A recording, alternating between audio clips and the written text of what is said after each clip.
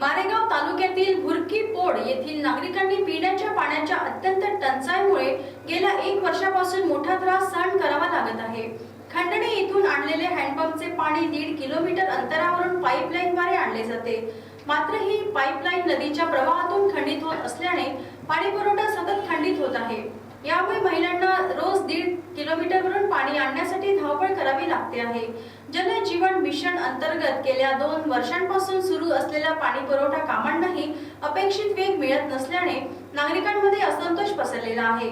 यामुळे आजारी पडलेल्या वृद्ध, गर्भवती महिला व लहान मुलांना सर्वाधिक त्रास होत आहे।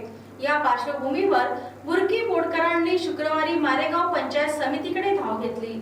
मोठ्या संख्येने पुरुष व महिला पंचायत समिती समोर जमले होते।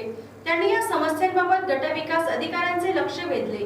यानंतर गटविकास अधिकाऱ्यांनी संबंधित विभागाला त्वरित उपाययोजना करून पाणी पुरवठा दुरुस्त करण्याचे निर्देश दिले। कल्पना मी ग्रामपंचायत खंडणी भुरकीपोडमधून येत आहे। आमच्या गावात 1 वर्षापासून पाणी बंद आहे। आम्ही आज मारेगावला आले तर आज आम्हाला पाणी चालू केले आणि संध्याकाळी जर पाणी आलं तर ती पाईपलाईन सुटून जाते। नंतर मग 8 दिवस 15 दिवस बंदच राहते।